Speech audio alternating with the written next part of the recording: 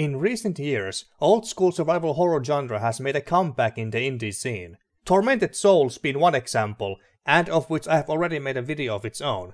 It clearly tried to capture the feel and gameplay of the late 90s classics, with some modern touches and improvements, like higher quality graphics and smoother controls. But there are also games that want to be more authentic to 90s gaming, even in regard to graphics and controls, trying to emulate the look and feel of PlayStation 1 classics like Resident Evil, Silent Hill, and Alone in the Dark. One of those indie games being Alisa, a classic survival horror or horror-themed action-adventure game, as its Belgian solo developer and self-publisher Casper Croes describes it on its Kickstarter page. The game was successfully crowdfunded on the said platform in June 2020 and was officially released a year later in October 2021, and I'm one of the backers. I finished the game for the first time in May 2022, and originally I intended to make this video soon-ish after that, but then I learned that the developer was going to add a lot of new content to the game in a big update in the not too distant future. Stuff like new weapons, dresses and costumes, enemy types, features, even a fishing minigame and more. So naturally I had to wait till the patch is out and play the game again, so I wouldn't make this video with outdated information. Now that I have played Alisa twice and the most recent developer's cut version of it, it's about time I give my thoughts on the game. Does returning back to the survival horror roots of the old school PS1 era in every aspect work in Alisa's favor? Or are there certain elements that are better left in the 90s? My name is Siperos and these are my thoughts on Alisa. The game is set in a fantasy universe inspired by the 1920s Europe. You play as an elite royal agent named Alisa, who is chasing down a spy who stole some important blueprints containing government secrets. Alisa, along with her very French-sounding partner, travel by train and make their stop at a rural and mostly abandoned village while looking for the runaway culprit. Once they spot him in the woods, they go after him, although her partner unfortunately has to stay behind because he swallowed his toothpick? Okay. So Alisa must chase the spy herself, soon losing him and being abducted by 3 monstrosities appearing from underground. She later wakes up in a Victorian-like mansion. Yes, this game also takes place in a mansion that also happens to be a research facility. Or a dollhouse to be more precise. Because instead of zombies, the mansion is crawling with murderous life-sized mechanized dolls who are out for your blood. She also wears a fancy, lacy, almost gothic-like dress, her military uniform and weapons gone. Your goal is to find and apprehend the criminal who stole the blueprints and survive out of the mansion alive. The story is easily the weakest part of Alisa, because it has next to no plot. There are just not enough characters, and those few that do exist are shallow with unclear motives, cutscenes or sequence of events to keep you engaged and the story flowing. The basic building blocks to bring the story to life are just not there. Or at least there's not enough of them. I just can't help but feel that the developer didn't have much of a story in mind for the game while making it, or he's just not good at telling it. Or maybe it was a budget issue. I finished the game twice and I still don't know what the mansion was about, what were the people studying there and who they were, what happened, why there's murdering dolls everywhere, who is behind all of this, what the stolen blueprints were about, why the thief stole them and who he is. Nothing. There are some snippets of information about the mansion and some of its residents in the notes and diary entries that you find throughout the mansion, like in most old school survival horror games, but their backgrounds, goals and motives still remain ambiguous. Obviously, not every question needs to be answered, and you can leave some room for players' interpretation like Silent Hill and more recently Signalis have done. But they also had good plots with events and intriguing characters to grasp onto. Alisa doesn't. Even Tormented Souls' story was told better, even if its plot did have some holes in it. The big update did add some new cutscenes to the game, and maybe they provide more context to the story, but I didn't trigger them in my second playthrough, so I wouldn't know.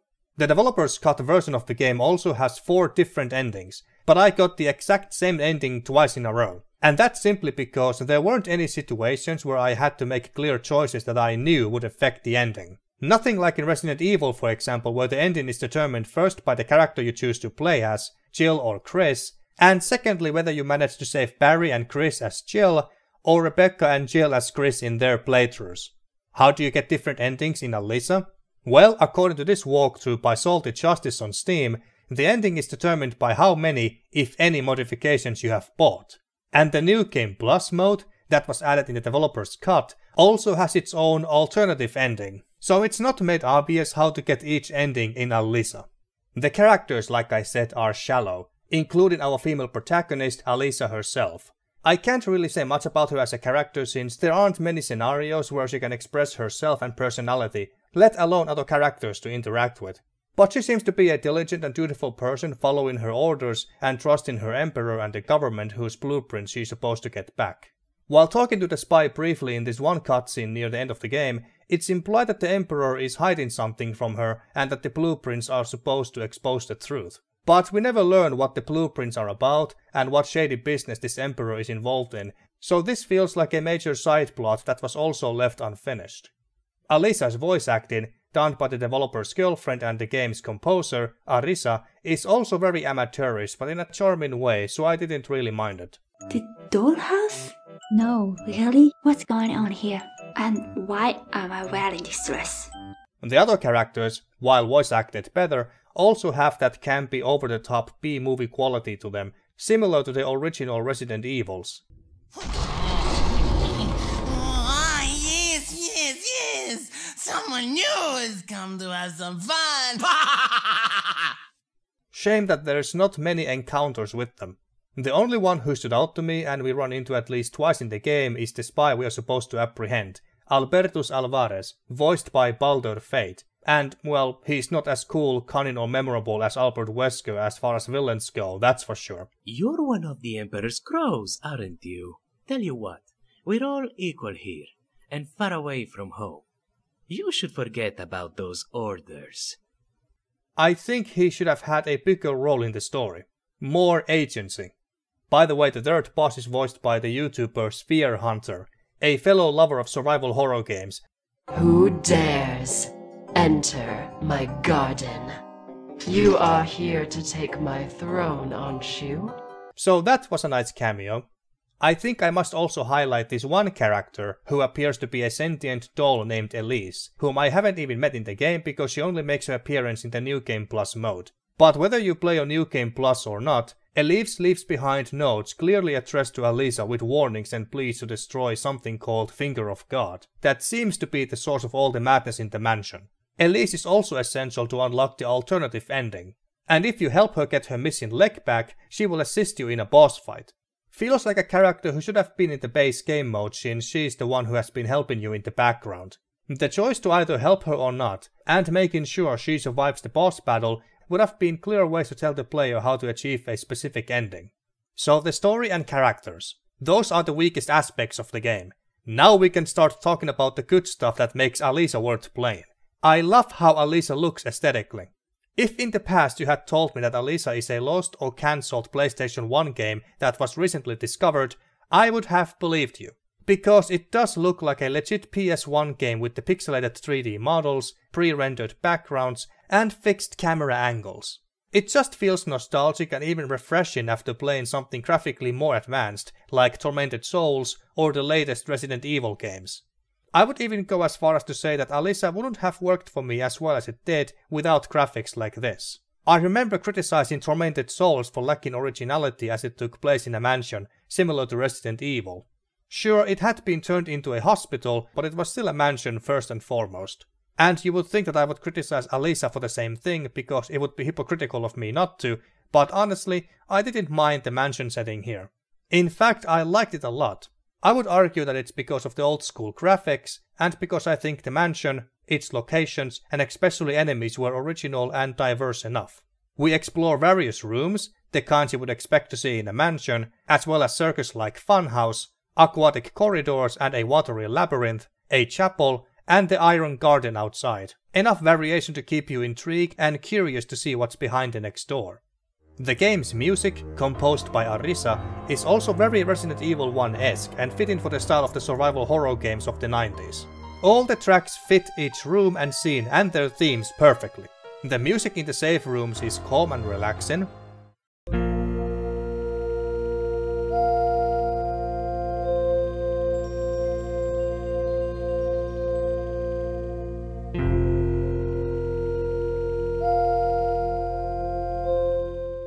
There are some more playful and whimsical tracks, like in the circus-like House of Fun section of the mansion.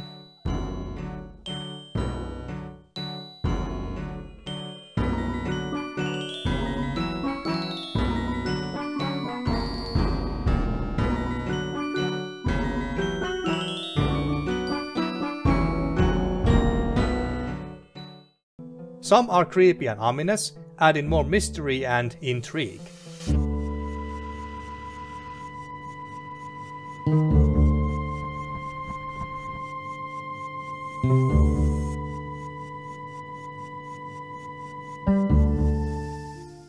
And the boss battle music tracks are more intense and climactic.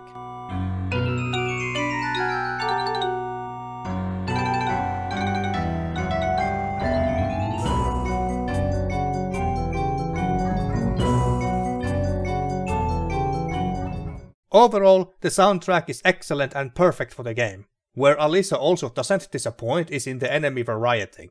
All enemies in the game are dolls, toys or mannequins that vary in looks and sizes, the way they move and attack. You have your basic enemies who move like typical zombies and are easily dodged. Most enemies are quite easily dodged actually. Smaller and faster ones you can have hard time hitting with guns, so sword is usually a more efficient way to deal with them. Some are in the water, and a few even fly. Of course you got a lot bigger and tougher but slower enemies too. And later you'll encounter toy soldiers who shoot with rifles. What I really appreciate about the enemies in Alisa is that some of them are unique to specific rooms. Like this big chef, I think, in the kitchen. These tall ballerinas in the spacious gymnasium. And whatever this is. You don't find these enemies anywhere else in the mansion, which makes them, and also the rooms they are in, unique and memorable. I must also mention the mother, Alisa's Mr. X and nemesis from the Resident Evil games, who starts to chase you around in the mansion by spawning randomly in various rooms. She wasn't in the game in my first playthrough, although it was heavily implied that she would start chasing you, but she never appeared, which was admittedly disappointing. But now in the developer's cut, she is in the game. She is easily avoided though. The moment you hear her music instead of the room's regular music, you can ditch her by simply going back through the same door you used to enter, re-enter the room and she's gone. I tried to kill her, but she seems to be invincible and she doesn't drop anything, so it's waste of resources to try and fight her. At some point she stops appearing altogether for no apparent reason, which was a letdown. I think the mother could have made an interesting and haunting enemy whom you defeat eventually after being chased by her all this time, similarly to Mr. X, Nemesis and even Lady Dimitrescu, but sadly she ended up feeling like a wasted opportunity. And then we got the bosses of course, 5 in total, and they are all enjoyable and well designed encounters. The bosses are quite easy once you figure out their patterns, but then again I guess you could say the same about most bosses in other survival horror games. The first boss though is the hardest one since there's so many things trying to kill you at the same time, so defeating that one may require a little bit of luck as well. The last boss is no pushover either. I liked how the fourth boss is this on the rails kind of shooter, which is pretty unique for the genre and brings a variety to gameplay. However, unfortunately the game isn't very scary. It could be because I'm a grown adult who doesn't get scared as easily anymore, or perhaps it's because I'm not pedophobic, which is the fear of dolls. It's not because of the low graphical fidelity, because Fate, the Unholy Trinity, is one of the scariest games that I've ever played in recent years. And that's an 8-bit game. I guess it's simply cause 1. Dolls are not scary to me, and 2. The environments and atmosphere are not spooky enough like in Resident Evil Remake for instance. But then again, horror is like comedy. It's subjective. Alisa's gameplay is obviously heavily inspired by games like Resident Evil. You explore the mansion looking for keys to unlock various doors, while solving puzzles, killing homicidal dolls, and an occasional boss. There's a merchant as well who sells everything from guns and ammo to medkits and dresses. And modifications and even boss rewards that were added in the developer's cut, which I come back to later. Very traditional and solid gameplay loop we have come to love in old school survival horror games. You can play with either traditional tank controls or more modern control settings. Despite playing with the latter, I still struggled with the controls at the start while using a keyboard. Learning the controls felt like half the battle I just had to master, unlike the much smoother control scheme of Tormented Souls. but I got used to it and could dodge incoming enemy attacks quite easily. So it wasn't great, but not unplayable either. Just took practice. And that was with the modern control settings, mind you. I don't even want to think about how the tank controls would have felt like. Then I decided to try and play the game with an Xbox 360 controller, since Alisa comes with controller support. I actually bought the controller specifically for this game. After relearning to play with the controller, it felt considerably better than the keyboard. You can also change the controller button and keyboard key configurations to your liking and play the game how you feel most comfortable, so there's many options how to play Alisa. Alisa does some innovations of its own too. First such thing being the dresses that you can mostly buy from the merchant. Not only they change Alisa's look, but they also have their own special bonuses and effects affecting gameplay. The military uniform you start with but lose very quickly and must buy back from the merchant, for example, besides increasing your armor or defense, allows you to reload guns faster, which is why I consider it as one of the best dresses. The blue dress you wear when waking up in the mansion gives lower detection rate, so theoretically you should be able to sneak past enemies easier. While wearing the nurse dress, medkits heal you for more. The Hydra suit that allows you to swim faster in deep water comes very handy in the water labyrinth. Then there is this very odd one I found behind a secret door, the straitjacket. It gives you plus 50% defense and has its own built-in attacks, but you can't carry any weapons, which is obviously a big downside. The built-in attack seems to be this headbutt charge. I can't say how powerful it is, since I didn't test it out on any nearby enemies, cause I had killed most of them by then. But I didn't see it as worth getting from the secret area that required a specific item from the merchant to open. I would advise you to use it on some other secret door. Perhaps my favorite dress is the hazard dress, that for one makes you look like a boss straight from Elden Ring, but also has enemy and item detection. The eye hovering next to you will highlight nearby enemies and items you have missed. Sadly, you get it quite late in the game, so its utility is rather limited. There are many other dresses in the game, some only obtainable in New Game Plus, so I haven't had the chance to try out all of them, but from what I have seen and read, they seem really powerful and fun to play with. And to add even more customization options to Alisa, you can also buy the elusive makeup from the merchant that you can use in front of mirrors and change your look. It's purely cosmetic though, and you still have the same bonuses of the actual dress that you are wearing. Then of course we got the weapons. You can carry only 2 at a time, but you can also switch them on the fly in the heat of combat. You got your typical pistol, shotgun, machine gun, rifle, revolver, basic stuff that work about how you would expect. But there are also many other unique weapons as well, either purchased as boss rewards from the merchant, such as the maul and the trident, or found behind secrets like the crossbow. I'm not gonna go through all the weapons because, well, first of all, there are just too many of them, and secondly, just like with the dresses, I haven't had the chance to try out all of them, since you simply can't get all the weapons in your first playthrough, and some are only available in New Game Plus. So I'm just gonna highlight only a few of them. The best ones I used a lot, and the worst ones you should probably avoid. Starting from the best, the saber sword. The saber slashes deal about as much damage as pistol shots.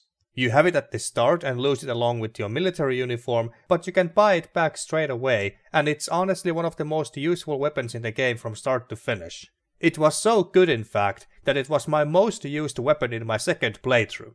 It obviously saves ammo of your guns, it can stun lock some enemies to death, you can hit multiple enemies with one swing, and some of them are simply easier to kill with the saber. Like this creepy fucker here for instance. In my first playthrough I tried to kill this one simple enemy multiple times using guns, only to get outmaneuvered and killed by it again, and again, and again. Then I tried the sword, and it was one of the easiest kills ever. Especially if I managed to trap it against a corner. While it can take about a dozen hits to kill some of the tougher enemies with the sword, it felt satisfying dodging their attacks, hitting them before stepping away again, rinse and repeat till they died. Now what could possibly be better than the sword? Well, a sword and shield, of course. One of the boss rewards you can buy after killing the third boss. You can block some of the incoming attacks with the shield, and the sword also deals slightly more damage. So the melee weapons, or at least the swords, are pretty damn good in Alisa.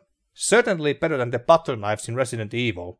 As for the stinkers, the worst, or at least one of the worst weapons in the game, is the blunderbuss. The first shotgun equivalent you can buy at the start of the game. It has two main weaknesses. It holds only one shell, so it must be reloaded after each shot, and reloading takes forever, even with the military uniform with the increased reload speed. Unfortunately, the gun is simply not powerful enough to justify those weaknesses. I hope that the developer's cut would have addressed this issue by buffing the blunderbuss somehow, like by decreasing the reload speed, but sadly, as far as I could tell, it's just as weak as in my first playthrough. You would better save the shotgun shells for the far superior pump shotgun later in the game. Then there is the heavy machine gun, or HMG, that feels really powerful and fun to use, but the big drawbacks are that you can't carry any other weapons, it eats up a lot of ammo, and you can't run with it, so fighting bosses with this thing is out of the question. Unless, according to Salty Justice's walkthrough, you buy the super strength modification, presumably meaning the gear implants, which also allows you to run in the heavy iron knight armor that gives you plus 60% defense. So overall, while fun to use, HMG is not really worth spending your precious tooth wheels on. Tooth wheels being the currency you earn mostly by killing enemies. You use tooth wheels to buy everything the merchant has to offer. And like I mentioned earlier, the merchant sells everything. Most of the weapons, dresses and supplies like ammo and medkits. Sure, you can find medkits and ammo throughout the mansion as well, but in case you run out or are just rich, you can buy them too. You also save the game by giving one tooth wheel to the merchant each time, so no ink ribbons here. That's why I recommend you don't save too often, at least at the start. In the developer's cut, the merchant also sells boss rewards that become available after defeating a specific boss. But you can purchase only one of them, so think carefully before buying.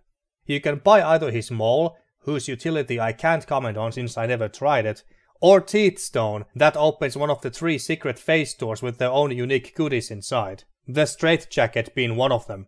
You can use the Teeth Stone only once, so you can only open one of the 3 doors in each playthrough. Modifications are another addition in the developer's cut. They are either upgrades that make you tougher and take less damage, or strong enough to run with the HMG or the heavy iron armor that I mentioned earlier. Or just adds quality of life improvements by enabling auto-aim if you're having trouble aiming manually, basically making the game easier, and grabbing tooth wheels from further away. And the elusive makeup, of course. As for the puzzles, they are pretty good. Not too difficult or easy. But also nothing that I have never seen before. Nothing as clever or ingenious as the Master Key puzzles from Tormented Souls, for instance. But they are familiar, and there's clues for all of them somewhere, so if you have experience with survival horror games like this, you should have no problem solving them. The only ones that gave me some trouble was this in the early game, for instance, where you have to guide this key through the right pathway to the other side of the board by moving blocks around. Not a fan of puzzles like this, simply because I'm not very good at them, and it usually takes some time for me to finally solve them. It took me some time, even in my second playthrough, to figure out where I'm supposed to use this pulse meter, so that's a tricky one in a good way. And this one where you must unlock the door by moving the 2 marbles to the other side of the lock. The puzzle itself is not difficult to figure out, but what made this stressful was the fact that you are about to get crushed by the enclosing walls, so you got limited time to solve the puzzle. No Barry to help you out of this one, I'm afraid. I was almost a sandwich. I must also briefly mention the fishing minigame that was added in the developer's cut. If you ever find yourself running out of tooth wheels, and you have killed most if not all the enemies, you can get more by fishing from the pools in a specific aquatic room. However, to be able to do that, you must acquire the fishing rod, which is behind one of the 3 secret doors requiring the Teeth Stone from the merchant to open. This specific one being on the other side of the water labyrinth next to the door leading to the second boss room. I admit I was a little underwhelmed by the fishing rewards, since all you get is tooth wheels. No ammo, medkits or anything of the sort. And I fished for about an hour.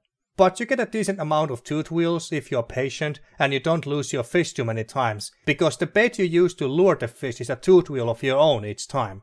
It's a nice novel addition to the game. Alisa is an old-school survival horror game that, despite being released in 2021, feels like an actual relic from the past, taking you back to the late 90s gaming.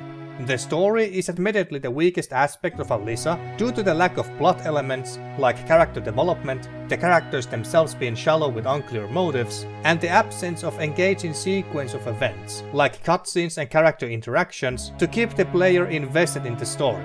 and the way how you can achieve different endings is not messaged clearly enough to the player. Nor is the game, to me personally anyway, particularly scary. But when it comes to gameplay, aesthetics emulating the graphics and fixed camera angles of PlayStation 1 games, soundtrack, the numerous fun and useful and even unique weapons, the dress system, puzzles, the diverse enemy variety, and the number of secrets and New Game Plus mode adding replay value, I can easily recommend Alisa for traditional, old-school survival horror fans. If Alisa was made and released back in the late 90s, it would be no doubt considered as one of the classics among the likes of Resident Evil, Silent Hill, Dino Crisis, and Clock Tower. Currently, the developer Casper Croes is not working on a new game of his own, but he is making 3D models for another survival horror game called Rogue Mansion, with rogue-like mechanics, developed by a small Spanish indie team called Almenara Games. Rogue Mansion is coming to Kickstarter soon at some point. I think the game looks dope and I'm interested to learn more about it, its rogue-like mechanics, and even back the project. If this looks and sounds interesting to you, then go and set Kickstarter to notify you when the project launches. The link is down below in the description. And there you go, folks. Those were my thoughts on Alisa. What are your thoughts on the game? Let me know in the comments, and thanks for watching.